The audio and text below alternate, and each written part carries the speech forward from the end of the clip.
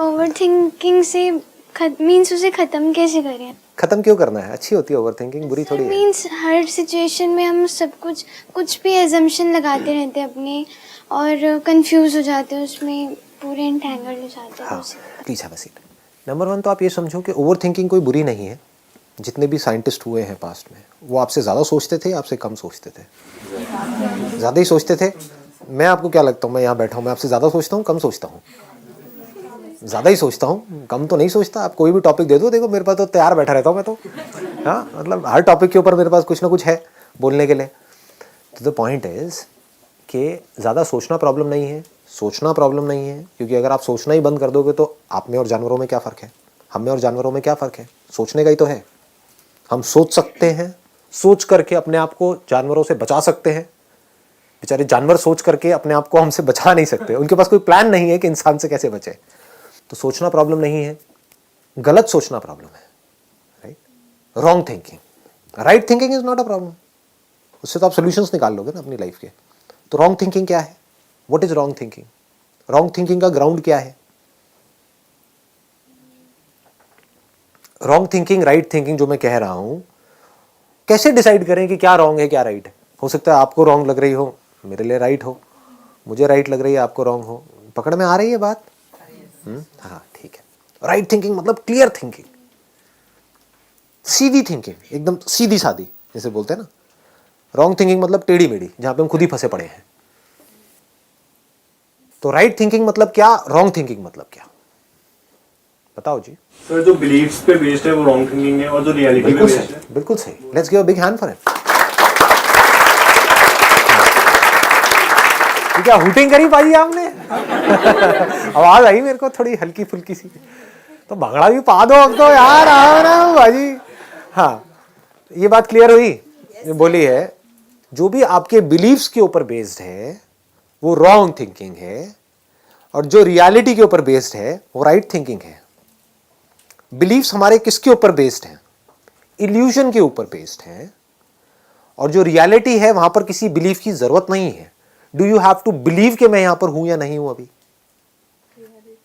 क्यों believe? Believe करो, विश्वास करो कि मैं यहां पर हूं। मेरी बात का विश्वास क्यों नहीं कर रहे हैं आप लोग? किसी को भी डाउट है कि मैं यहां पर हूं या नहीं हूं? तो रियलिटी में बिलीफ की कोई जगह नहीं है। बिलीफ कहां पर चाहिए? जो रियलिटी में कहीं नहीं है आपके आसपास में। बस आपको कुछ भी बोल दिया गया है और आपने मान लिया है, और उसके बेस पर कुछ भी सोच रहे हो। कभी अपने अंदर झांक करके देखो, जो भी आप सोचते हो वो बिलीफ्स के बेस पर सोचते हो या रियलिटी के बेस पर सोचते हो? 99% जो भी कुछ सोच रहे हो सब बिलीफ्स के बेस पर। भगवान है या नहीं है? नहीं है। एक मिनट, कितने कहते हैं नहीं है? ये बिलीफ है या रियलिटी है? रियलिटी है। अच्छा, रियलिटी है। वाह जी वाह, मतलब आपने तो सीधा ही स्टेटमेंट दे दी कि भगवान नहीं है। अच्छा, मैं कहता हूं है। करो चैलेंज, कैसे करोगे? और जो कह रहे हैं है, वो बिलीफ है रियलिटी है?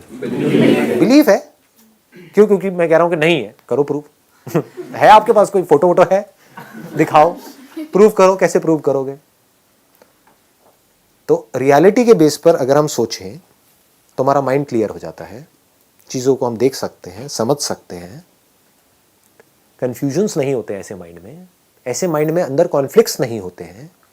बिलीव्स के बेस पर कॉन्फ्लिक्ट्स होते हैं, क्योंकि बिलीव आप कैसे करते हो? आप एक किताब के बेस पर बिलीव कर रहे हो, या आपके पेरेंट्स ने कुछ आपको कहा उसके बेस पर आप बिलीव कर रहे हो। दूसरा कोई बंदा आ जाएगा जिसने किसी और रिलीजन की किसी और किताब में कुछ पढ़ा है, तो वहां पर लड़ाई झगड़ा हो जाएगा, कॉन्फ्लिक्ट हो जाएगा। तो जब बाहर कॉन्फ्लिक्ट होगा तो अंदर भी कॉन्फ्लिक्ट होगा। कॉन्फ्लिक्ट वाले माइंड को ही प्रॉब्लमैटिक माइंड बोलते हैं।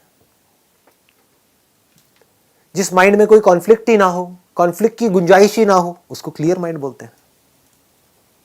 तो क्लियर माइंड कैसे होता है? जो भी बोलना है, जो भी सोचना है, रियलिटी के बेस पर। तो रियलिटी क्या है? भगवान है या नहीं है? क्या बोलना है? रियलिटी क्या है? पता नहीं। बिल्कुल सही, पता नहीं, I don't know, that is reality. अभी आपके लिए यही रियलिटी है। लेकिन किसी दिन भगवान आपके एक्सपीरियंस में उतर आए, तब आप बोल सकते हो यस आई नो। तब आपको बोलना भी नहीं पड़ेगा, आपकी आंखों में दिख जाएगा कि भगवान आपके आसपास में है, आपके अंदर है या नहीं है। आप बिलीव कर रहे हो कि भगवान हमारे अंदर है क्योंकि वहां लिखा हुआ है, या आपको पता है कि भगवान मेरे अंदर है? तो बिलीफ और रियलिटी में फर्क को हमको समझना है. If you can understand that, तो ये जो ओवर थिंकिंग जो प्रॉब्लम है, जो आई एम 100% श्योर आप सबकी है, सुबह ब्रेन एक्टिवेट हो जाता है और रात तक जब तक सोने की कोशिश कर रहे होते हैं वो एक्टिवेटेड रहता है. कुछ भी थॉट्स आ रहे होते हैं माइंड में. जैसे कोई भूत की पिक्चर देखी या आपके भाई ने आपको कोई भूत प्रेत की कहानियां सुनाई, अब रात को नींद नहीं आ रही. क्यों नहीं आ रही? क्योंकि डर लग रहा है, भूत प्रेत दिमाग में घूम रहे हैं. तो क्या ये आपके बिलीव्स हैं जिसके बेस पर आप सोच रहे हो, या रियलिटी है? बिलीव्स है. तो अब ये थिंकिंग खत्म कैसे होगी? कैसे होगी बताओ? सिर्फ ये समझने से होगी कि ये बिलीव्स है, ये कोई रियलिटी नहीं है, इल्यूजन्स है. सर वो भूत नहीं है, मेकअप है. हाँ भूत नहीं है, मेकअप. हाँ, भूत नहीं है, मेकअप है. ध्यान से जा करके देखो वहां पे टेलीविजन में, आप देखोगे तो आपको समझ आएगा ये तो मेकअप है.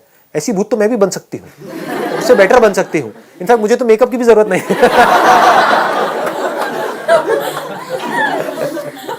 ये आपको जवाब मिल गया है, क्लियर जवाब मिल गया है. अगर किसी पर्सन के लिए अगर हम कि हाँ वो ऐसे हैं वो वैसे हैं, तो दिमाग में उनकी नेगेटिव और पॉजिटिव दोनों बहुत आता रहता है. तो उसको कैसे करें कि वो सच में ऐसे हैं या वो ऐसे दिखा रहे हैं? कि हमारे माइंड में कंफ्यूजन रहती है, एक कॉन्फ्लिक्ट चलता रहता है कि वो जो पर्सन हमारे साथ में है वो ऐसे हैं या वैसे हैं. ऐसे वैसे मतलब अच्छे हैं या बुरे हैं. तो वो अच्छे भी हैं और बुरे भी हैं. दुनिया में ऐसा कोई नहीं है जो सिर्फ अच्छा हो या सिर्फ बुरा हो.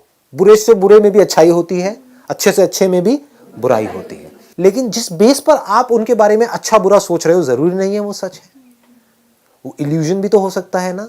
तो रियलिटी है या इल्यूजन है वो कैसे पता लगेगा? उनके साथ बैठ करके पता लगेगा. चाहे डायरेक्टली उनसे पूछो, चाहे इनडायरेक्टली पूछो, डिपेंडिंग अपॉन योर रिलेशनशिप. जैसे आज अगर मैं अपनी बात करूं तो मेरी और मेरी वाइफ की जो रिलेशनशिप है, अगर जरा सा भी कुछ मेरे को लगता है तो मैं सीधा जाकर के उससे पूछ लेता हूं कि मुझे ऐसा लग रहा है क्या. तो वो हंसने लग जाती है कि क्या लग रहा है. मुझे थोड़ी एक्चुअल में पता है कि वो अपने माइंड में क्या सोच रही है. तो मैं क्या करता हूं, जा करके उससे पूछ लेता हूं, तो पता लग जाता है कि वो मेरा बिलीफ था या रियलिटी थी. तो माइंड में कभी भी चीजों को पड़े मत रहने दो. ये जो चीजें पड़ी रहती है ना, ये सड़ने लग जाती हैं टाइम के साथ साथ.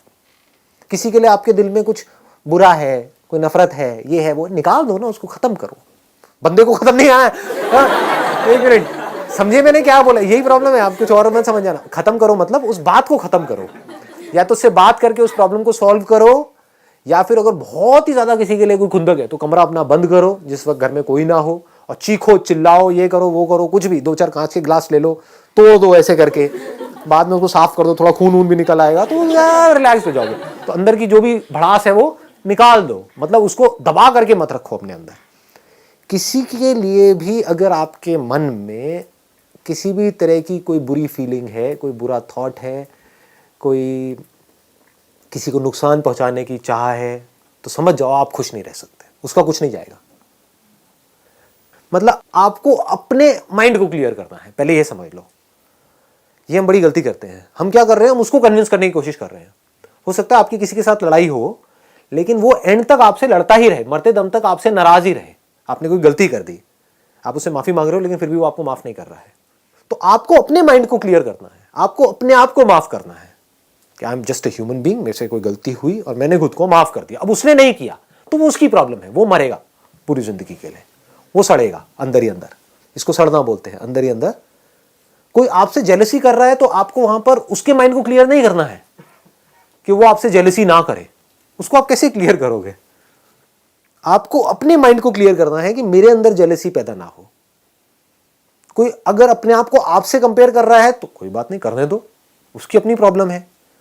आपको खुद को किसी से अपने आप को कंपेयर नहीं करना है. जहां आप कंपेयर करते हो वहीं आप फंस जाते हो. या तो आपकी ईगो बढ़ेगी, या अपने आप को नीचे गिराया तो आपकी सेल्फ एस्टीम की धज्जियां उड़ जाएंगी. तो ना अपने आप को किसी से कम समझना है ना ज्यादा समझना है. ये बात पकड़ में आ गई है ना. ये कुछ बेसिक्स हैं लाइफ के. अगर ये हम समझ पाए ना और इस तरह से चल पाए, मतलब अल्टीमेट गोल क्या है यहां से, इफ यू रियली वांट. एक है आपने सिर्फ पूछने के लिए पूछा है कि मैं अपनी ओवर थिंकिंग को कंट्रोल कैसे करूं, क्योंकि ये कोई छोटा सवाल नहीं है. If you really mean it, क्योंकि इससे बड़ी कोई चीज है नहीं लाइफ में. इसकी वैल्यू क्या है? आपके जो अंदर की दुनिया है वो बिल्कुल क्लियर हो जाए, इसी को तो खुशी कहते हैं। और खुशी क्या है? बाहर चिल्लर पिल्लर मिल जाएगी वो खुश, उससे खुश हो गए आप, समझे? आपने कहा किसी से कंपैरिजन नहीं करना चाहिए हमें, ऐसे क्यों सर? करो कंपैरिजन करो और फिर देखो अंदर क्या होता है, तो धीरे धीरे समझ आएगा। नहीं, I am not joking, seriously समझो। आप कह रहे हो कंपैरिजन करना चाहिए नहीं करना चाहिए, तो मैं कह रहा हूँ I may be wrong, I may be right. तो कंपैरिजन करो और अपने अंदर झांक करके देखो क्या होता है, आपकी माइंड की कंडीशन क्या होती है। नहीं, अगर हम किसी बंदे को कुछ देखेंगे नहीं, कुछ समझेंगे नहीं वो क्या कर रहा है क्या नहीं। तो आप कंपेयर थोड़ी कर रहे हो, आप तो सीख रहे हो। Is learning comparison? आप अपने आप को मेरे से कंपेयर कर रहे हो या मेरे से कुछ सीख रहे हो? हाँ, अगर कंपेयर करोगे तो अपनी धज्जियां उड़ा लो। समझ गए? हाँ, कि ये बंदा कहाँ है, मैं कहाँ हूँ, ये वो व्हाटएवर। सीख रहे हो तो चाहे इससे सीखो चाहे गली में किसी भिखारी से सीखो, उसमें कंपैरिजन की क्या जरूरत है? सर हम नहीं करते सर, पेरेंट्स करते। करने दो। अभी मैंने क्या कहा यहाँ पर, ये बात समझ आई कि आपको अपने माइंड को ठीक रखना है, अपने पेरेंट्स के माइंड को नहीं। आपके पेरेंट्स अपने माइंड को ठीक रखना चाहते हैं या नहीं चाहते, ये उनकी प्रॉब्लम है। मैंने इतनी सारी बातें आप लोगों से करी, लेकिन इन बातों की इंपॉर्टेंस और इसकी डेप्थ आप देख पाते हो या नहीं देख पाते हो, ये आपकी प्रॉब्लम है, मेरी नहीं है। मेरा जो काम था मैंने सिंसियरली कर दिया है, आगे आपका काम है।